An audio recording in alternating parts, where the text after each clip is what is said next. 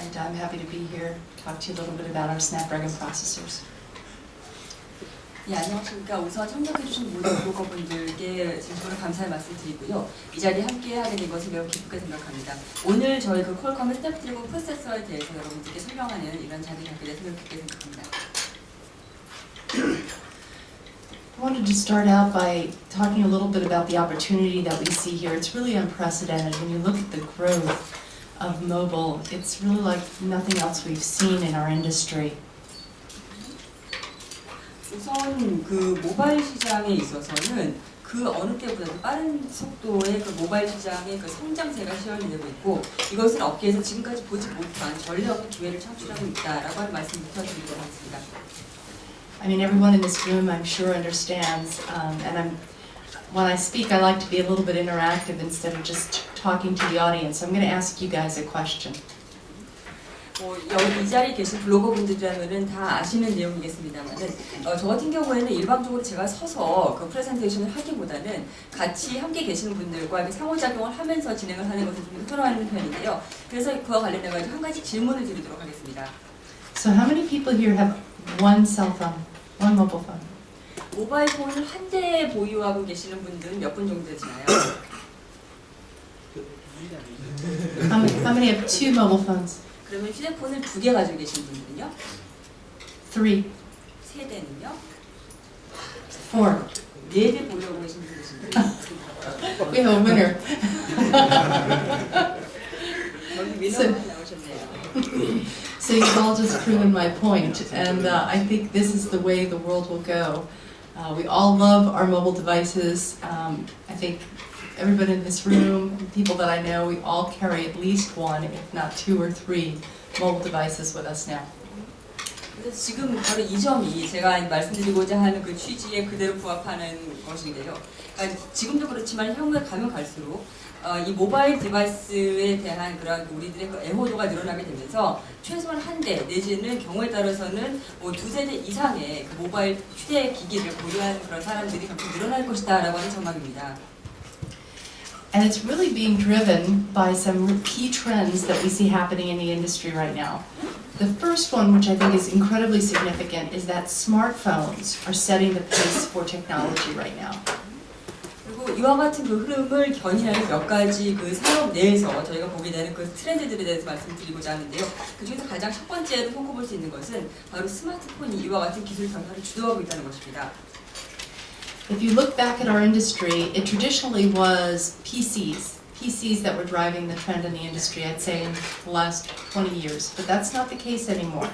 In fact, most application developers today, the first choice of platform is smartphones. 그래서 저희가 그 ICT 산업의 그 과거 동향을 보면은 지난 한 20년 동안은 PC가 바로 정보통신 기술의 그런 발전을 견인해 오는 주된 원동력이었다라고 한다면은 향후에는 더 이상 이와 같은 그 PC 중심의 그러한 그 변화는 중단이 될 것이고 그 자리를 모바일 폰이 대체한다는 것입니다. 그래서 애플리케이션을 개발하는 대부분의 그 애플리케이션 개발자들이 자신들의 애플리케이션을 최초로 탑재하게 된 플랫폼이 이제는 PC가 아니라 모바일 폰이라고 하는 것입니다. And in fact, the pace of technology, the velocity of the change is speeding up. Why? Because it's mobile phones. It's not PCs. It's not anymore a 4-year cycle. It's a 12-month cycle. Think about yourself, how quickly you want to move on to the next phone, how quickly you upgrade.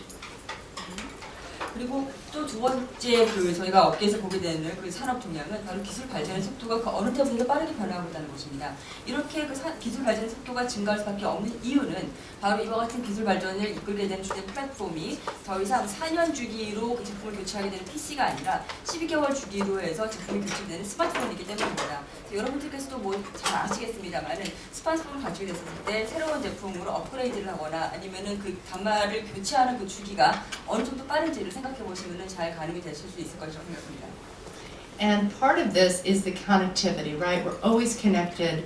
We want to be always connected. And now, of course, with cloud coming, the connectivity to the cloud, to the internet, always on, always connected. The OS demands it, right, from a mobile perspective. And this is also a key trend that we see that's really proving to accelerate the pace of change. 그리고 또 이와 같은 그 기술 발전의 속도를 한층 더 그 가속화시키는 또 한 가지의 그 추세라고 한다면은 클라우드 컴퓨팅의 확산이 되겠습니다. 클라우드 컴퓨팅의 확산으로 인해 가지고 클라우드나 인터넷에 상시 연결, 상시 접속되고자 하는 그런 애플리케이션들이 계속해서 나오게 되고요. 또 이와 같은 그 클라우드 지향적인 OS들도 등장을 하고 있는 것을 볼 수가 있습니다. So I don't know what the start of the holiday shopping season is in Korea, but in the U.S. the start of the holiday shopping season is something called Black Friday, and it's the day after our Thanksgiving holiday. 한국에서는 그 연말 연시에 이제 그 선물, 크리스마스 선물이라든지 하는 것들을 이제 막 구매하기 시작하는 그 시즌이 언제부터 시작되는지는 모르겠습니다만은 저희 미국 같은 경우에는 그 추수감사절이 끝나고 나면은 암흑의 금요일이라고 하는 블랙 프라이데이가 있는데요. 그때부터가 이제 본격적으로 크리스마스라든지 연말 연시 선물을 사기 시작하는 시즌입니다. I heard a very interesting statistic based in the U.S. in terms of Black Friday sales. So typically, Black Friday is done in the store. People go to the store to shop. But this year, Black Friday, the pace of shopping online accelerated, and in fact, people purchasing on a smartphone or tablet, so on a mobile device, 24% of the purchases were purchased on a mobile device. That was up from 16% last year. That's a huge increase, almost 10% year on year. 그래서 이와 같은 그 연말 대목 기간을 앞두고 그 미국에서 그 사람들의 그 선물 구입에 대한 아주 흥미로운 통계가 하나 나왔었는데요.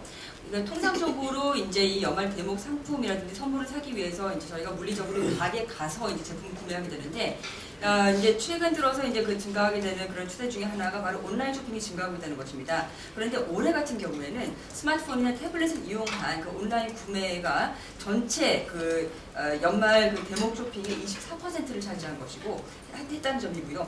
이는 작년에 그 16%에 비하면은 1년 사이에 거의 16%가 증가한 매우 놀라운 성장세입니다.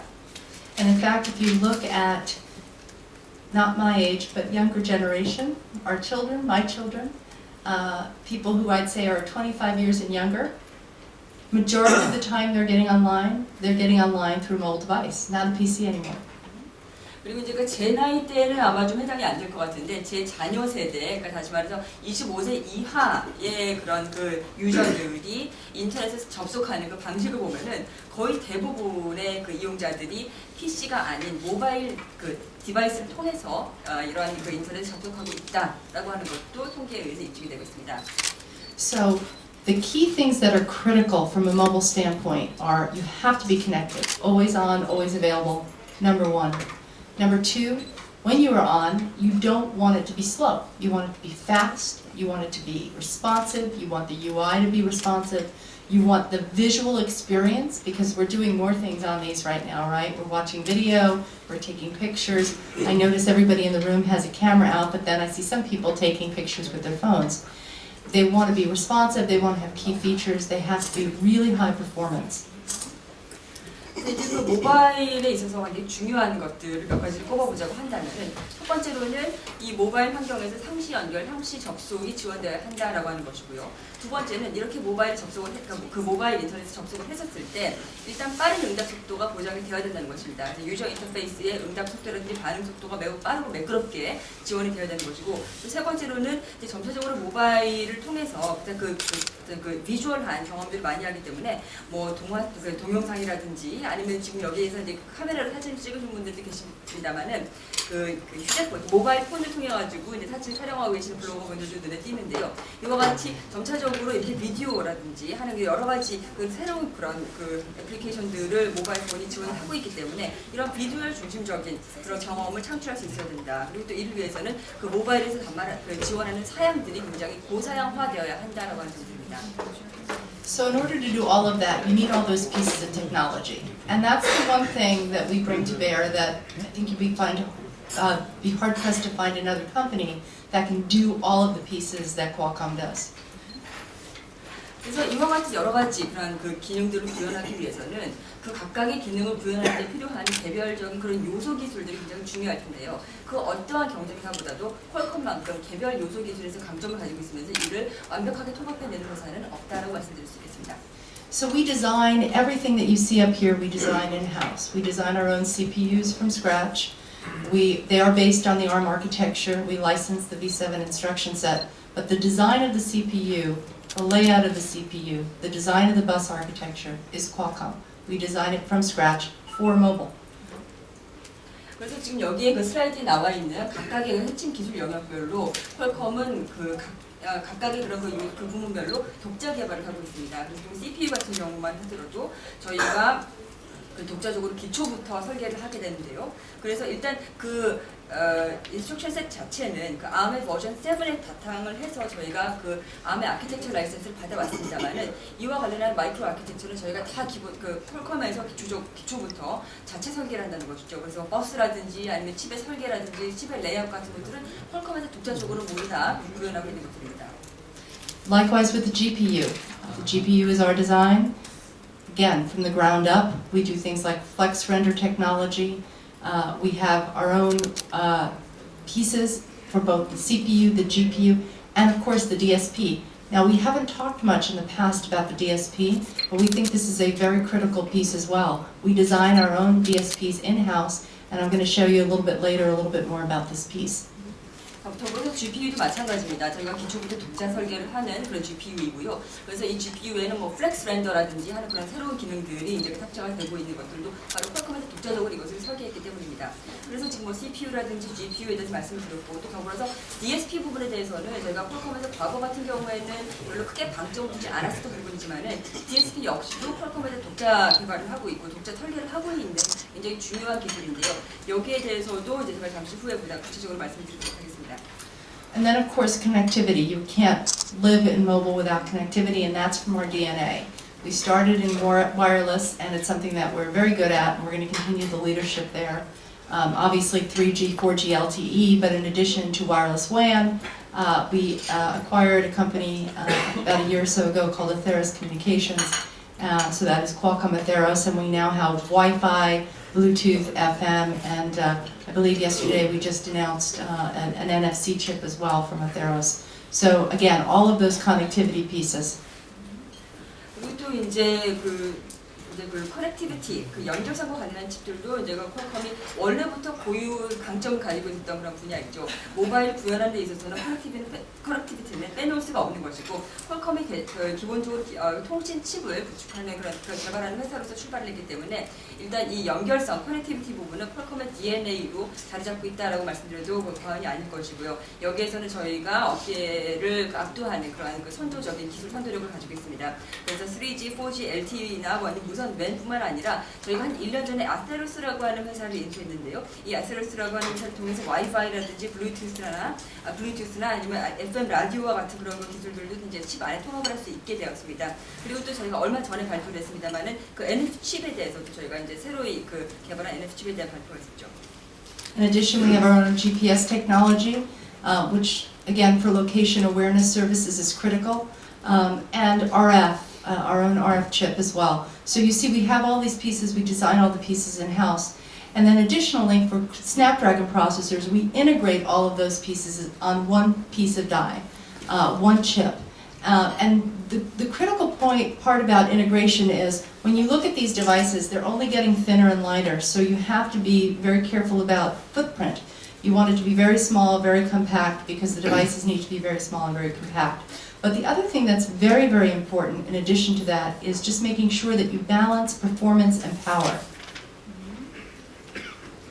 더불어서 이제 위치 확인 기술에 필요한 GPS 기술이라든지 아니면 RF 칩 같은 것들도 저희가 자체적으로 설계를 하고 있는 각각의 그런 요소 기술들입니다. 그래서 개별적으로 저희가 이제 그 자체적으로 개발하고 있는 각각의 그런 핵심 기술 요소들을 보았고요. 또 더불어서 스냅드래곤 같은 경우는 이 모든 기능들이 하나의 그 칩으로 완벽하게 통합이 되고 있다. 그래서 하나의 다이 위에 이 모든 각각의 그런 모듈들이 다 한꺼번에 올라간다라고 하는 말씀을 드릴 수가 있겠습니다. 이제 이 통합과 관련해가지고 이제 통합성이라고 하니까 이러한 그런 기능들을 하나의 칩으로 통합하는 것이 굉장히 중요해지는 이유 자체가 갈수록 이 디바이스가 경량화되고 또 초각형의 그런 디바이스들이 점점 많이 나오기 때문에 따라서 디바이스에 내장이 되는 그 칩 자체도 보다 가볍고 보다 더 작은 그런 칩 사이즈를 구현할 수 있도록 하는 것이 굉장히 중요합니다. 그런데 이와 같은 그 칩의 전체적인 크기 못지않게 중요한 것은 고성능을 내면서도 저전력화를 실현할 수 있는 그런 칩의 기능이 그 어느 때보다 중요해지고 있다는 것입니다. So this is a little animation that will just show you, give you an idea of all the pieces of the processor and how they light up in terms of usage case. So again, because we integrate everything on one chip, we're doing that to ensure smallest footprint, but also to ensure that we get the best user experience, which at the end of the day is the most critical thing. 그래서 지금 이제 제가 보여드릴 것이 저희 그 스냅드래곤 프로세서를 구성하고 있는 각각의 이런 모듈들이 실제 그 사용 케이스에 따라서 어떻게 이제 그 구동이 되는지, 그래서 각각의 모듈들이 구동이 될 때 이제 그 해당 모듈에는 이제 조명이 들어오게 될 것입니다. 이런 것들을 보여드리고자 하는 건데요. 이제 굉장히 중요한 것은 이렇게 이제 이런 모든 그런 그 요소 기능들이 하나의 칩에 통합이 됨에 따라서 칩 자체의 크기를 축소하는 것도 굉장히 중요하지만 동시에 이 해당 칩을 통해서 최상의 사용자 경험을 창출할 수 있도록 하는 것이 그 어느 때보다 굉장히 중요해지고 있다는 것입니다. And of course, when we talk about the balance of performance and power, most people think battery life. You want the best battery life. But it's not just about battery life, it's also about thermal management, as you saw in the butter video. And thermals are important because in these types of devices, you can't put a fan, you can't put a heat sink, and you can't ambient cool. So that means whatever's inside stays inside. And the hotter the gets to be, the quality of the phone is affected and the performance is affected. So we really manage this not just for battery life, that's a great thing, consumers want longer battery life, but you also want to manage the thermals because it goes to the overall quality and reliability of the phone. 그래서 이제 저희가 앞서 말씀드렸던 것처럼 이렇게 이제 그 칩을 설계할 때 높은 성능을 내면서도 동시에 그 저전력 설계라는 것이 굉장히 중요하다라고 말씀드리는데 이런 말씀을 드리면 일반적으로 생각하시기에는 그것이 배터리 사용 지속 시간을 이제 연장하기 위해서 그렇구나라고도 생각을 하십니다. 물론 배터리 그 사용 시간을 연장시키는 것도 굉장히 중요하지만 동시에 그에 못지않게 중요한 것은 바로 그 발열 특성을 최적화하기 위한 것입니다. 특히 이제 그 휴대폰에 있어서 이 칩으로 인한 그 발열이 굉장히 중요해지는 수밖에 없는 것은 이 모바일 기기라고 하는 그 기기의 그 환경상 그 기기 안에 뭐 팬이라든지 히트싱크라든지 하는 그런 그 부품들을 추가해서 집어넣을 수도 없는 것이고 또 언제나 그 낮은 온도에서만 그 기기를 사용할 수 있는 것도 아니기 때문에 어쨌든 그 단말을 사용하는 과정에서 열이 발생하게 되면 이 모든 열들이 한장 기기 안에 갇혀 있게 됩니다. 그렇게 됨으로써 이제 그 전체적으로 기기의 품질 자체도 하락이 될 수밖에 없을 것이고 또 나아가서는 그 기기가 구현할 수 있는 성능에도 지장을 줄 수밖에 없는 것이죠. 그래서 이러한 그 전력 대비 그러니까 저전력과 고성능을 생각을 할 때 중요한 것은 배터리 수명도 굉장히 중요하죠. 물론 실제로 사용하는 소비자 입장에서도 배터리의 지속 시간이 가급적이면 길기를 바라기 때문에 그런 것이지만은 동시에 이런 발열 특성에도 이러한 부분들이 굉장히 중요하다. 왜냐하면 그것이 궁극적으로 가서는 제품의 그 품질과 신뢰성에 영향을 미치기 때문이다라고 하는 점들을 같이 염두에 두셨으면 좋겠습니다. So the other part that we like to talk about in addition to the actual technology is just the depth of the roadmap. So if you look across the industry and you look at who makes mobile processors, I think, again, you'd be hard-pressed to find anybody that has this portfolio. We don't just make one chip. Our S4 family, as you can see, I think last count was something about, I haven't counted these, about 16 chips, right? We actually make processors all the way from entry-level, mass market smartphones, all the way through high-end smartphones. We make them for tablets and compute class devices, and we even go into smart TVs. So it's a very deep roadmap, and we think that's really important because we're not just delivering for the smartphone industry, we're also delivering for all of those adjacent markets that are now starting to grow out of the trend we saw earlier, which is smartphone as the basis for a lot of different types of mobile devices. 더불어서 이제 또 한 가지 말씀드리고자 하는 것은 저희 그 퀄컴이 가지고 있는 그 제품 그 라인업의 폭입니다. 그래서 그 모바일 프로세서 시장의 다른 경쟁사 대비해서 퀄컴만큼 그 확장된 제품 포트폴리오를 가지고 있는 업체는 없다라고 말씀드릴 수 있을 것이고요. 저희가 이제 그 퀄컴 스냅드래곤 S4 시리즈만 보더라도 제가 뭐 아주 많이 이제 그 새로운 그 칩들이 추가되고 있어가지고 정확하게 이제 그 몰랐는데 총 이제 최근까지만 해도 16개의 그런 그 칩들이 S4 패밀리 안에 포함이 되어 있다라고 합니다. 그래서 S4 그 칩 시리즈 안에서도 이제 그 일단 그 시장에 그 최초에 그 진입하는 엔트리 레벨 그 보급형 스마트폰부터 해가지고 고성능 스마트폰, 태블릿 기능 그리고 분격 컴퓨팅 기능 나아가서는 뭐 스마트 TV와 같은 그런 그 보다 가장 높은 수준의 그런 그 소비자 제품까지 커버할 수 있는 다양한 그리고 굉장히 그 확장된 그 제품 포트폴리오를 가지고 있다라고 말씀을 드릴 수가 있겠습니다. 그래서 보시면은 지금 저희가 개발하는 칩들은 비단 스마트폰 안에만 탑재되는 것이 아니라 스마트폰 그 주변에 있는 관련 연관 산업에도 이제 적용이 될 수 있는 그런 칩들을 폭넓게 확보하고 있다라고 말씀을 드리겠습니다. So I'm going to speed up a little bit because I really want to get to the benchmarking that we're going to talk about. But this is just to say, again, we're a leader in technology. We expect to continue to lead in technology. We're pretty proud of these facts. Number one in AP, number one in mobile GPU, DSP, LG, 3G, 4G, LTE, and RF, which we've talked about. And really we believe the key differentiator is in designing all of these pieces. And I'm going to go through each one in detail. 예, 그래서 지금부터 조금 더 그 진행 속도를 좀 낼까 하는데요. 여러분들께서 가장 많이 관심 가지고 계실 분야가 이제 벤치마킹과 관련된 내용일 테니까 그쪽 부분에 대해서 좀 더 실질적으로 말씀드릴 수 있도록 여기는 좀 빨리 진행하도록 하겠습니다. 앞서 말씀드렸던 것처럼 저희 퀄컴은 각각의 그런 핵심 기술 영역별로 기술 선도력을 가지고 있다. 그래서 뭐 AP나 GPU나 DSP나 아니면 4G, 3G, LTE나 아니면 RF 각각의 부분에서 저희가 그런 기술 선도력을 가지고 있다는 점을 굉장히 자부심 있게 생각을 하고 향후에도 계속해서 이와 같은 기술 선도력을 이어가기 위해서 노력을 매진할 것이다라고 하는 말씀을 드리겠습니다. Let me start with the AP subsystem. So we really continue to lead from an IP technology standpoint, as we discussed, and we believe that this is really critical to keep architectural control over the SoC. Starting with the CPU. So we really invest heavily in our CPU technology. From a scale, efficiency standpoint, and differentiation standpoint, we believe this is really critical to deliver the high performance at low power required for the mobile industry.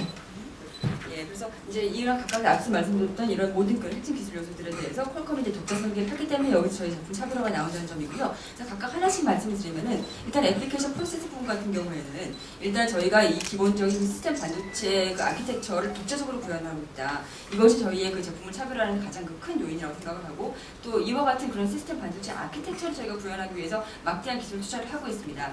이를 통해서 뭐 스케일이라든지 아니면 여러 가지 뭐 차별화라든지 아니면은 뭐 효율성 이런 부분들을 모두 다 달성할 수 있는 것이고요. 그리고 또 이와 같은 그 독자적인 아키텍처를 가지고 있기 때문에 이에 기반해서 고성능 저전력화를 실현할 수 있다는 것입니다. And we have a history of firsts with the CPU. So again, a lot of you know this, but we started back in 2008 with the first S1. We were the first to 1 gigahertz on the CPU in a mobile system. We were the first to integrate 3G multimode. And then of course up through today, where we're the first to 3G, 4G, LTE multimode, the first to 28 nanometer. We have started with our Crate 200 CPU, and now we have our new Crate 300 CPU. So we're continuing to innovate moving forward.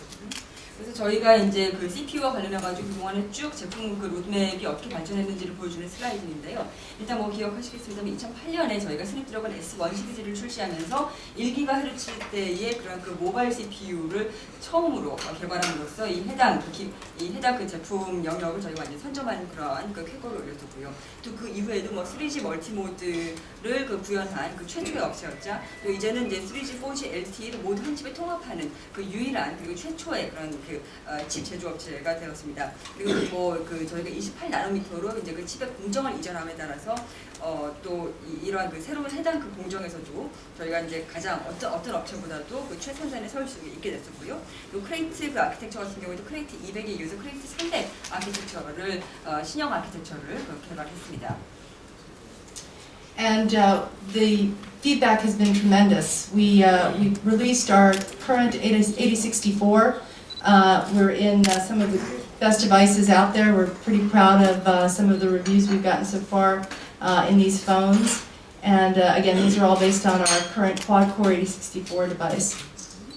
네, 그래서 이렇게 저희가 이제 그 스냅드래곤 칩들을 계속해서 이제 발전시켜 나가는 따라서 이제 이러한 그 제품들이 출시가 됐을 때 해당 칩을 탑재한 그 제품들에 대해서도 굉장히 좋은 그런 피드백들이 이어지고 있는 모습을 볼 수가 있습니다. 저희가 이제 가장 최근 들어서는 그 APQ8064 모델을 출시를 했는데 해당 그 8064 칩이 탑재가 됐었던 이런 그 디바이스들에 대해서 각종 그런 성능에 대해서 언론으로부터 호평과 극찬이 이어지고 있습니다. 이런 점들에 대해서 저희는 굉장히 큰 자부심을 갖고 있습니다.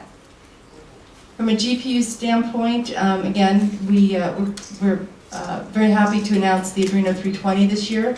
Adreno 320 is in the 8064. It's our latest generation of GPU, and the results again speak for themselves.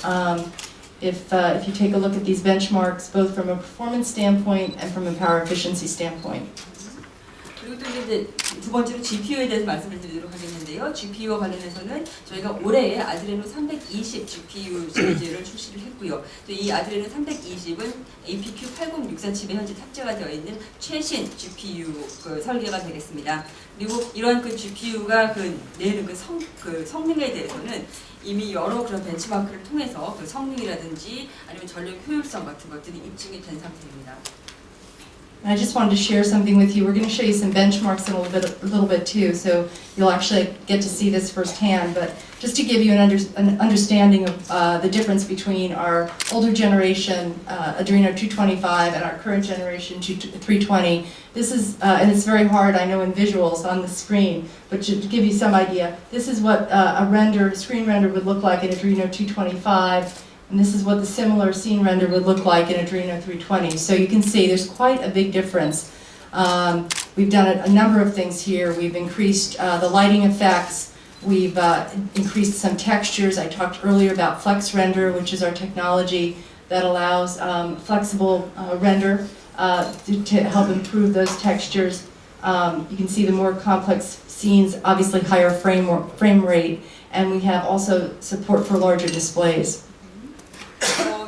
후에 저희가 이제 직접 그 벤치마크를 한 것들에 대해서 이제 그 설명을 드리고 또 보여드릴 기회가 있을 텐데요. 일단 잠시 여기에서는 지금 그 기존의 그 이전 세대의 아드레노 225로 저희가 실제 그 렌더링한 그런 장면과 또 아드레노 300을 이용해서 렌더링한 장면 간에 어느 정도 그 성능 향상이 있었는지를 좀 보여드리고자 하는데 저희가 지금 슬라이드를 통해서 보여드리는 것이기 때문에 바로 이와 같은 그 향상된 부분들이 바로 이렇게 눈에 들어오진 않으시겠습니다만은 기본적으로 말씀드리자면은 일단 보다 그 광원 처리 효과를 보다 향상시켰고요. 두 번째는 앞서 말씀드렸던 그 플렉스 렌더러라고 하는 그런 기술이 아드레노 320에서 지원이 되고 있기 때문에 이와 관련 보다 이제 유연한 렌더링을 통해서 보다 세밀한 그런 텍스처 지원이 가능하고요.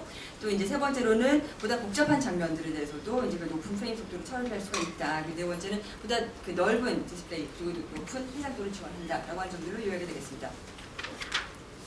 And I want to talk a little bit about the DSP. I don't know how many people here know anything about DSPs or what they do. You know, a lot of folks don't talk about this in relation to smartphones, and it's interesting because we've always built our own DSP. The DSP that we have actually helps in our modem subsystem as well with the modem. But we actually have a DSP that's dedicated in the AP subsystem as well. And currently what we do is we're doing a lot of offload to that DSP for audio. But there's other things that it's capable of as well. It's a very small, very efficient engine. And the nice thing about the DSP engine is actually you can run it in parallel with the CPU and the GPU. So you can do a lot of efficiency offloading to that DSP, and it's running at incredibly low power. 예, 그 다음에 이제 그 DSP에 대해서 말씀을 드릴 텐데요. DSP에 대해서는 이 자리에 계시는 그 블로그분들께서 어느 정도 자세히 알고 계시는지는 잘 모르겠습니다. 뭐 DSP가 수행하는 구체적인 기능에 대해서도 어느 정도를 알고 계시는지는 모르겠는데요. 일단 저희가 스마트폰의 맥락에서는 보통 그 DSP에 대해서는 얘기를 잘 안 하게 되죠. 근데 DSP 같은 경우는 퀄컴에서 그 최초부터 저희가 그 MSM 칩을 개발하는 그 단계부터 원래 자체 설계해서 MSM 칩에 내장을 했었던 하나의 그 부품입니다. 근데 이런 그 DSP는 비단 저희의 그런 그 모뎀 칩뿐만 아니라 애플리케이션 프로세서에도 그 전용 DSP가 내장이 되어 있습니다. 그래서 이런 애플리케이션 프로세서 안에 내장된 DSP가 수행하는 기능은 이 오디오 기능을 처리할 때 어떤 그 애플리케이션 프로세스의 부하를 좀 분산시켜주는 그런 그 역할을 하는 것이죠. 그래서 그 칩 자체는 굉장히 작고 또 이제 그 효율적인 기능을 수행하는 칩입니다. 그래서 이제 이런 그 작고 효율적인 엔진을 둠으로 인해 가지고 여러 가지 그 장점들이 있을 수가 있는데 한 가지 장점을 이제 더 말씀드리자면은 이 그 DSP를 구동을 시킬 때 이것을 CPU와 GPU와 병행해 가지고 돌릴 수가 있다는 것입니다. 그래서 이런 부분을 통해 가지고 여러 가지 그런 그 효율성 그리고 초저전력화를 구현할 수가 있다라고 말씀드릴 수 있겠습니다. So what we did is we opened the DSP actually up to our developers, and we've been very happy with the response. We actually have currently, as I said, voice and audio in DSP, but as you can see, it's capable of actually a lot of different things. It's capable of doing gestures, image processing, object recognition, and so forth. So there's a lot of things that we can offload to the DSP from the CPU and the GPU, and therefore keep the entire system really well balanced and very power efficient.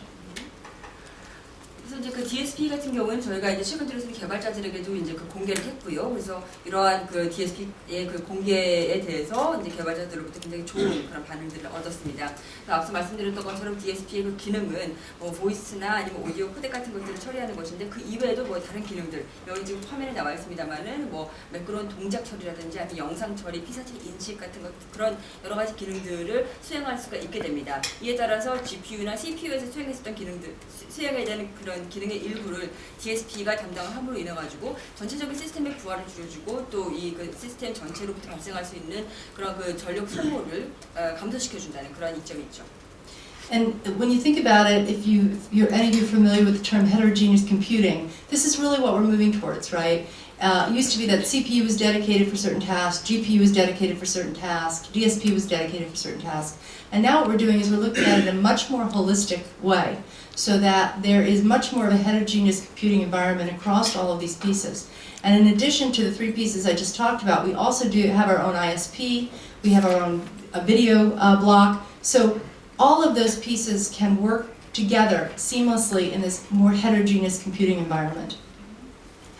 그래서 이런 것들을 어떻게 보시면 이제 그 헤테로지니어스 컴퓨팅이라고 이종 그 컴퓨팅이라고 하는 그런 그 개념과 비슷하게 생각하실 수가 있을 것이라고 생각을 하는데요. 과거 같은 경우에는 그 CPU면 CPU 전용의 기능이 있었고 GPU가 전용으로 수행하는 기능이 있었고 DSP가 전용으로 수행하는 기능이 있었습니다만은 이제는 이러한 모든 그런 각각의 그런 그 모듈들이 수행하는 기능들을 총체적으로 해당 모듈들 간에 이런 오프로딩을 통해 가지고 그 이종 컴퓨터들 간에 서로 이제 그 연동을 하는 것처럼 이런 여러 가지 그 기능들을 서로 역할 분담을 하면서 수행할 수 있다라고 하는 것입니다. 그리고 방금 말씀드렸던 CPU, GPU, DSP 이외에도 ISP라든지 비디오 블록 같은 그런 모듈들을 저희가 가지고 있습니다. 그래서 저희가 이러한 각각의 그 모듈들이 서로 이제 맞물려서 연동하면서 돌아가는 그런 어떤 헤테로지니어스 컴퓨팅의 단적인 사례가 아닐까 생각됩니다. And then of course we can't forget connectivity, which we talked a little bit about as well. And the interesting thing about connectivity is if you think about the modem, it used to be that modems were considered sort of, old technology, and that there's nothing further than from the truth, right? Connectivity will continue to grow, we'll continue to find new ways of doing this. And in fact, the complexity on the modem side and the connectivity side is only increasing, especially with the number of with spectrum, the number of bands, and so forth. And this is something that we do. We're going to continue to do really well. 그다음에 이제 그 모뎀과 커넥티비티 관련된 그 칩들에 대한 설명이 되겠는데요. 일단 뭐 모뎀 기술이라고 하면은 이제 일단 한물간 기술이 아닌가라는 생각들을 하시기가 쉬운데요. 결국 그렇지가 않습니다. 일단 커넥티비티라고 하는 것은 계속해서 이제 그 어떤 그 이런 그 모바일 컴퓨팅에 위해서도 필요한 부분이고 또 그렇기 때문에 앞으로도 계속해서 성장을 할 부분이면서 새로운 그런 신기술 개발이 계속해서 원활하게 왕성하게 일어날 수밖에 없는 그런 분야입니다. 근데 오히려 그 지금 최근에 그런 그 동향을 보면은 이러한 그 통신 그 모뎀이라든지 아니면 커넥티비티 부분에서 기술 구현의 복잡성이 더 증가되고 있는 추세입니다. 이러한 그 통신을 위한 기본적으로 그 주파수 대역의 문제라든지 아니면 주파수 배정 뭐 등등의 부분에서 서로 상호 연동하는 부분에 있어서는 더 어려움이 가중되고 있는 상황인데 바로 이 부분에서 퀄컴은 고유의 강점을 가지고 있습니다. And what you're going to see us do, and you can see here, is we're going to be integrating all of that connectivity right into Snapdragon. So, as you can see, everything goes inside with the obviously the radio sitting outside, again for flexibility for our customers, but the actual integration, we will integrate, have integrated Wi-Fi, Bluetooth, and FM right into the chip as well as the wireless WAN. 그래서 그리고 이제 그 퀄컴은 지금 이 슬라이드에서 보여드리고 있는 것처럼 이와 같은 커넥티비티 부분들도 모두 다 스냅드래곤에는 하나로 일체형으로 통합을 시킬 것이다라고 하는 것입니다. 지금 슬라이드에 보시기에는 지금 이 라디오를 FM 라디오를 담당하는 이 칩이 이제 별도로 이렇게 나와 있는데요. 향후에는 이제 보다 그 높은 통합성을 위해서 이러한 그 기능들이 그 칩 안에 들어가게 되면 칩 안으로 통합되어 들어가게 될 것이고요. 이에 따라서 뭐 와이파이, 블루투스라든지 FM 라디오나 GPS 모듈 같은 것들도 그 칩 안에 스냅드래곤 칩 안에 일체형으로 통합이 될 것입니다. And in fact, this one is pointing out we're moving on to 802.11ac integrated as well. 그리고 또 이제 여기 또 이제 그 슬라이드에도 나와 있습니다만은 저희가 향후에는 이제 그 와이파이 기술의 가장 그 최신 버전인 802.11ac 그런 그 기능까지도 이제 그 칩 안에 구현이 될 것입니다. And then as we talked about earlier on the roadmap, we're also looking at emerging accounts, and this is for mass market smartphones.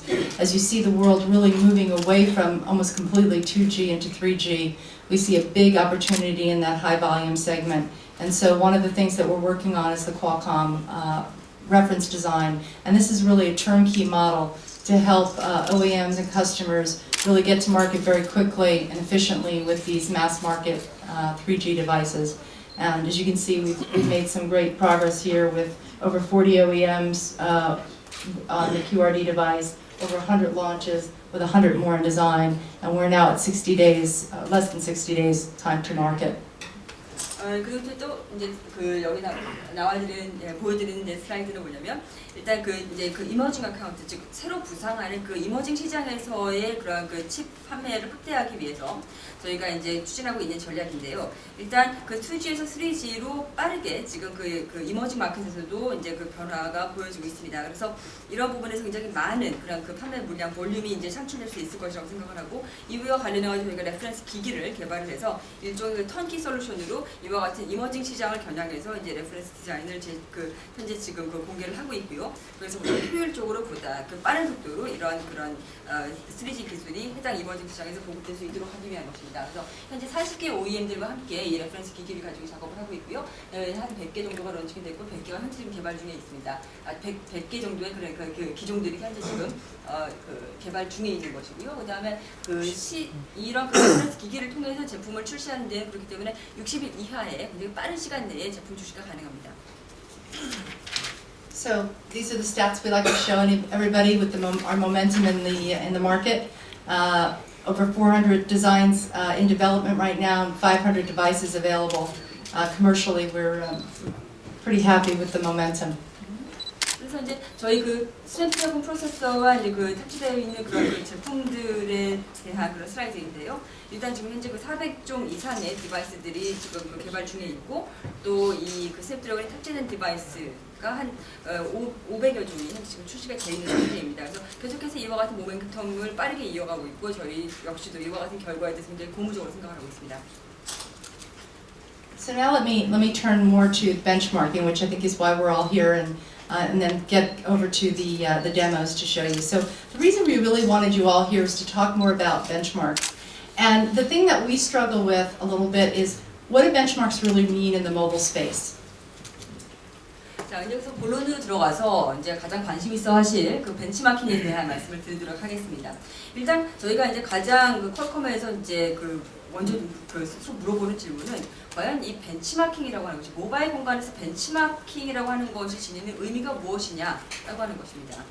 You know, it's interesting because we've all, I think a lot of us come from the PC heritage, and PC benchmarks are very different than mobile benchmarks. And when we got into the mobile space, when smartphones really started to take off, people didn't know what to do with them. People wanted to test. They didn't know what to do. There was no benchmarks for them. So, you know, as we've looked at this, we see some very interesting benchmarks that are out there, and I'm going to talk to you a little bit about some of the ones that we look at. But in addition to sort of the industry standard benchmarks, which, you know, all the geeks in us love because you can get a score and you can compare things, and that's great. But at the end of the day, the score may look good or not good, but sometimes that doesn't always equate to the actual device and a person's experience with the device. So one of the things that we're looking at is how do we really measure the performance of a device? How do we benchmark a device? Is it just about these standard tests that give a score, or should we also be looking more and more at the actual user experience? 저희 이제 그 많은 그 블로그 분들께서 사실은 그 PC 쪽에 그 기본적으로 그 배경을 갖고 계신 분들이 굉장히 많은 것을 생각을 합니다. 저희가 이제 그 PC 쪽에서는 굉장히 여러 가지 그런 그 벤치마킹 툴들이 예전부터 이제 개발이 돼가지고 굉장히 이렇게 많이 사용이 되었었는데요. 일단 이 PC에 적용되는 벤치마크와 또 모바일 컴퓨팅에 적용이 되는 벤치마크 간에는 엄연한 차이가 있다라고 하는 점을 분명히 인지를 해야 될 것입니다. 그래서 스마트폰을 통해 가지고 본격적으로 이 모바일 컴퓨팅 시대가 열리게 됐었을 때 사실 많은 그러한 이러한 이 해당 분야에 그 IT 분야에 몸담고 있는 많은 사람들이 굉장히 좀 이렇게 그 하나의 난제라고 생각했던 것이 어떻게 이 스마트폰에서의 그 모바일 컴퓨팅 성능을 테스트할 것인가 하는 것이 가장 큰 그래서 이제 어떤 그 화두였죠. 그래서 시중에 보면 굉장히 많은 그런 벤치마킹 프로그램들이 있기도 하고 또 이제 많은 사람들이 이와 같은 벤치마크들을 사용을 하는데 퀄컴에서 그 저희가 적용하고 있는 그런 벤치마크도 있고요. 그런데 이제 일반적으로 널리 사용이 되고 있는 그런 벤치마크들 중에서 사실 어떤 벤치마크들은 점수를 내기에는 굉장히 좋은 벤치마크들이 있습니다. 뭐 점수가 이렇게 높게 낮게 바로바로 이렇게 나오기 때문에 사람들이 선호하는 벤치마크가 있지만은 해당 벤치마크들이 실제로 이러한 그 실사용 성능을 반영할 수가 있는 것인가, 그리고 또 이러한 제품을 사용하는 사용자의 그러한 그 사용자 경험을 반영할 수 있는 것인가 하는 것은 또 별도의 차원이라고 생각이 됩니다. 그래서 저희가 생각하기에는 가장 중요한 벤치마크라고 하는 것은 실사용 성능 그리고 실제 사용자 경험을 포착할 수 있는 벤치마크이지 이제 단순히 어떤 표준화된 테스트를 통해서 점수 내기에 용이한 그런 벤치마크는 아니다라고 생각을 합니다. So how many people in this room run benchmarks and do reviews? Just I want to get a sense. 그래서 벤치마크를 실제로 수행을 하시고 리뷰를 작성하시는 분들이 몇 분 정도 되시나요? Okay, great. So I'll tell you the sort of the conclusion that we've come to, and I really like your feedback, is we don't think you can just do the standard benchmarks. We think that's a part of it. And they're great to show sort of system level performance and CPU performance, GPU performance at a very raw level. And I think they're definitely something everybody should look at. But I think in addition to that, increasingly there's other things we have to look at. We have to look at power. Power is just critical for these devices. So we really want to look at power, and we have to understand not just the CPU power, the GPU power, the modem power, we have to look at it at a system level as well, right? Because at the end of the day, that processor is affecting the thermals and the power of the overall device. We want to make sure we're keeping it as cool and efficient as possible. And then of course, the phone itself and the way it's designed also lend to the overall power profile, right? Depending on the actual layout inside, the other components that are down on the board, depending on the casing. There's lots of things depending on the thinness and the weight. There's a lot of things that affect the thermals. So we think power is a critical piece that we also have to look at. And then in addition to power is user experience. 그래서 이제 그 벤치마크 관련해가지고 퀄컴이 내린 그런 그 결론은 뭐냐면 일단 이런 스탠더드 벤치마크 굉장히 중요하다 이겁니다. 그 부분은 저희가 인정을 합니다. 그래서 이런 스탠더드 벤치마크를 사용을 해서 시스템이 가지고 있는 내지는 CPU나 GPU 개별 구성 요소들이 가지고 있는 순수 성능이 어느 정도인지 이러한 성능을 측정하는 것도 중요하고 또 이런 그 성능 측정 지표도 참고할 만한 하나의 지표가 된다는 부분을 인정을 하지만 여기에 더불어서 더더욱 중요한 것은 이 소비 전력이라든지 아니면 발열 특성까지도 저희가 반드시 봐야 한다는 것입니다.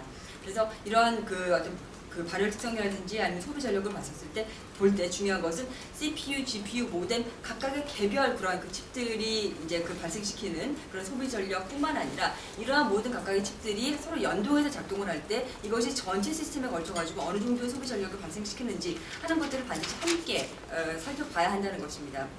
그래서 이러한 것을 통해서 전체 시스템의 그러한 그 전력이라든지 전력 소비라든지 아니면 발열 부분들을 또 봐야 될 것이고 또 동시에 더불어서 이제 그 단말의 설계 자체도 봐야 될 것입니다. 단말의 그 내부 레이아웃이 어떻게 되어 있는지 보드 위에 올라가는 뭐 이런 저희의 이런 그 애플리케이션 프로세서 이외에 다른 그런 개별 그 칩들과는 어떻게 또 그 연결이 되어 있는지 또 케이싱은 어떻게 되어 있는지 뭐 어떤 중량은 어떻게 되는지 또 얼마나 얇은지 이런 모든 각각의 것들이 또 발열 특성과 전력 소비에 영향을 미치게 됩니다. 그래서 이러한 그런 전력과 발열 부분은 저희가 반드시 또 함께 살펴봐야 되는 부분이고요. 또 여기에 못지않게 함께 반드시 이제 측정을 해야 되는 것이 이러한 그 단말을 사용했을 때 창출되는 사용자 경험입니다.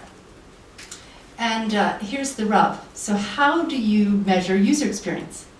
I bet if I asked each one of you individually how you used your phone all day, what was your user profile, every single one would be different, right?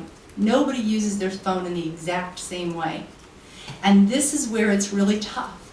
How do you measure user experience?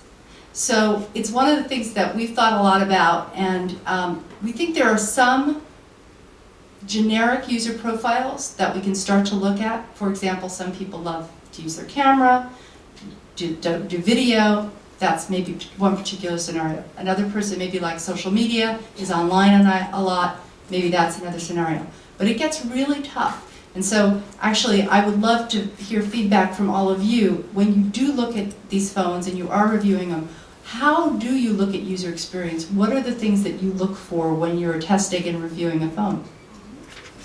근데 그 UX를 측정을 할 때 이제 그 한 가지 그 하나의 그 난제로 작용하는 게 뭐냐면 개별 사용자마다 하루 종일 이 단말을 가지고 사용하는 그 방식이라든지 아니면 양식 자체가 굉장히 다르다는 것입니다. 여기에 계시는 모든 분들께 하루 종일 휴대폰을 주로 어떻게 사용을 하세요? 라고 저에게 질문을 드린다면 각각 모든 블로거 분들마다 대답하는 것이 다를 것입니다. 두 명의 사용자가 있다고 해도 이 두 명의 사용자가 자신의 그런 그 스마트폰을 이용하는 방식, 양태는 굉장히 다를 수밖에 없다는 것입니다. 그래서 이렇게 사용자마다 사용자 경험 자체가 다른데 어떻게 하면 사용자 경험 UX라고 하는 것을 측정해낼 수가 있을 것인가 하는 것이 이제 가장 큰 난제 중에 하나겠죠. 그래서 뭐 물론 일반적으로 몇 가지 그런 사용하는 그런 방식에 따라서 프로필을 뭐 뽑아볼 수는 있을 것입니다. 뭐 경우에 따라서 어떤 사용자는 카메라와 비디오 기능을 주로 사용을 한다. 뭐 내지는 다른 사용자 같은 경우는 SNS라든지 온라인의 그런 기능들을 많이 사용을 한다. 등등의 몇 가지 일반적으로는 저희가 프로파일을 만들 수가 있겠습니다만은 일단 이런 부분이 이제 어렵다는 것입니다. 그래서 제가 이제 이 부분에 대해서 이제 여러분들부터 피드백을 받고 싶은 부분도 바로 그것입니다. 여러분들께서 이제 휴대폰 하나 가지고 이 제품에 대해서 이제 성능을 리뷰를 하실 때 어떻게 그 UX를 측정을 해내시는지 하는 부분에 대해서 이제 피드백을 좀 받고 싶은 부분이긴 합니다. So that's the hard part. And I'll challenge you all to think about that and give me some feedback. But what I did want to share with you is what we think of as sort of a good versus bad benchmark strategy in terms of standard benchmarks and choosing and comparing standard benchmarks. So this is sort of some of the rules that we follow when we do benchmarking, and would again like your feedback. So what do you look for when you choose a mobile benchmark? This is really the criteria, right?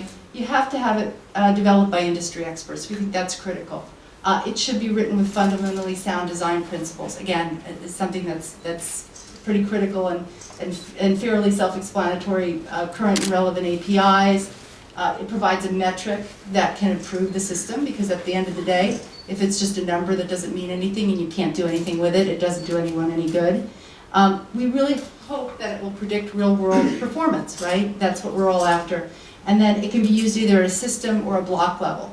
And then just the opposite for a poor benchmark. So this is really the criteria that we look at when we choose mobile benchmarks. 그래서 이제 방금 말씀드렸던 것처럼 이렇게 그 UX를 측정해내기가 굉장히 어렵다라고 하는 부분이고요. 이 부분에 대해서 뭐 나중에 여러분들께서 뭐 생각을 잘 해보시고 피드백을 주셨으면 감사하겠습니다. 이제 두 번째는 이제 이렇게 그 기존의 표준화된 그런 벤치마크들을 사용을 할 때 반드시 이제 유념해야 되는 몇 가지 바람직한 벤치마크가 갖춰야 되는 그 조건에 대해서 말씀드리고자 하는데요. 저희 퀄컴에서 내부적으로 바람직한 벤치마크는 이런 것이다 라고 해가지고 수칙을 뽑아본 것이 여기에 나와 있는 것입니다.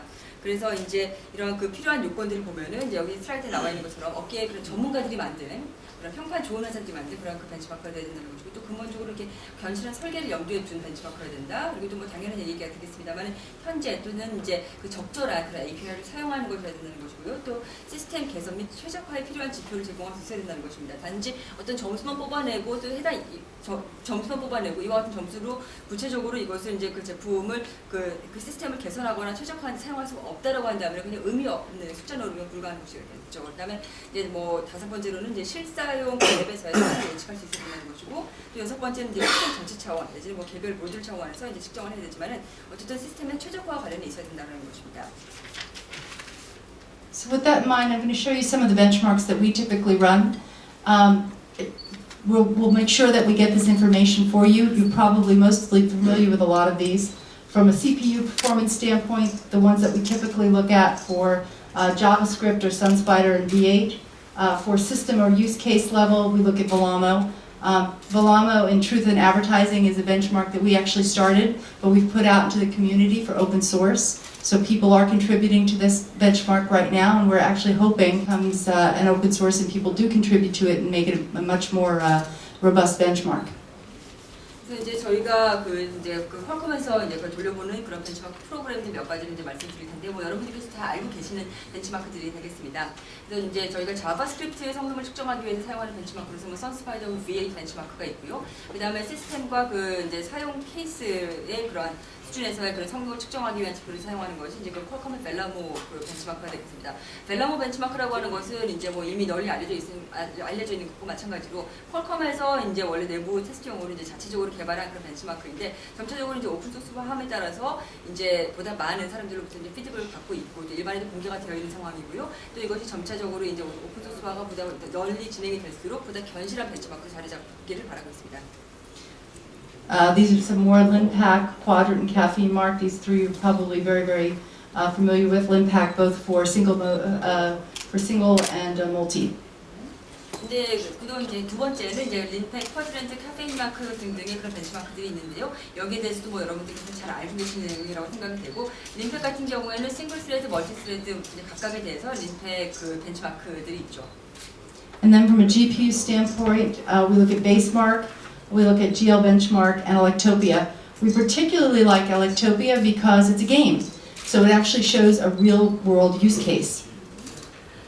저희가 이제 GPU의 성능을 측정하기 위해서 퀄컴에서 사용하는 그런 벤치마크들인데요. 뭐 여기 나와 있는 베이스마크 BS 2.0, 그 GL 벤치마크, 그리고 엘렉토피아 등의 그런 벤치마크가 있는데, 이 중에서 특히 이제 퀄컴이 이제 좋아하는 벤치마크가 바로 엘렉토피아입니다. 왜냐하면은 이 엘렉토피아는 소위 이제 얘기하는 그 게임형 그런 벤치마크로서 실제 사용 성능이라든지 실제 그 사용 케이스를 잘 반영하고 있는 벤치마크이기 때문입니다.